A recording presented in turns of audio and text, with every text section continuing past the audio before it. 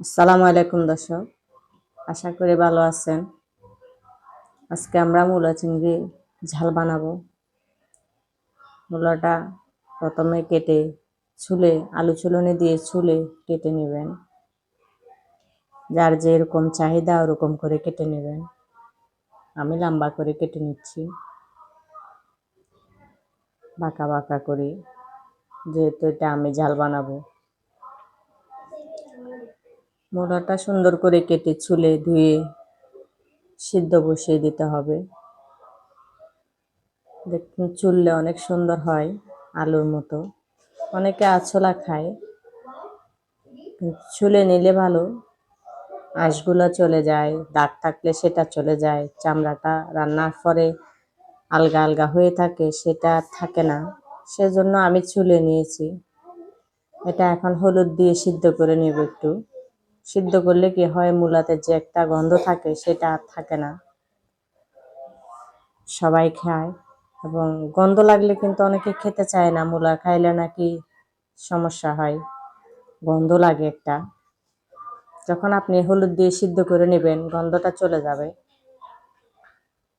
লাউর মতো দেখতে মনে হবে যে মূলা নয়, এরকম মনে হবে। মূলার গন্ধটা চলে যায় সিদ্ধ করলে।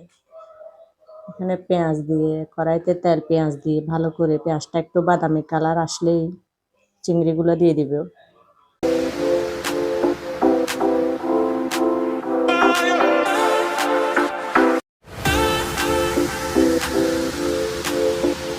চিংড়িগুলো দিয়ে দিব। তারপর একটু নাড়াচাড়া করে মরিচ হলুদগুলো আগে থেকে আমি পানি দিয়ে গুলে রাখছিলাম, সেগুলাই দিয়ে দিব। পানি দিয়ে গুলে নিলে কি হয়, পুড়ে যাওয়ার, কালো হয়ে যাওয়ার ভাবটা থাকে না। মরিচের একটা ঝাঁঝ বের হয়, সেটা আর বের হয় না।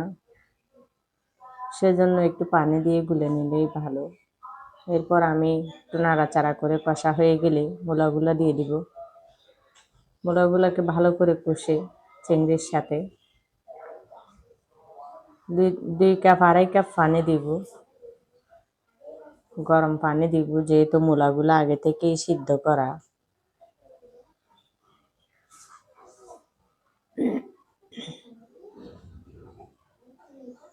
গরম পানিটা দিয়ে একটু ভালো করে নাড়াচাড়া করে ঢেকে দিব মজে যাওয়ার জন্য।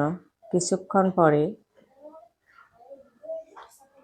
মজে গেল কিনা সেটা দেখবেন, নরম হয়েছে কিনা।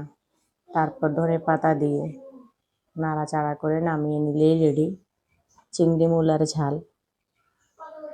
আপনারাও আশা করি বানিয়ে দেখবেন, ইনশাল্লাহ ভালো লাগবে।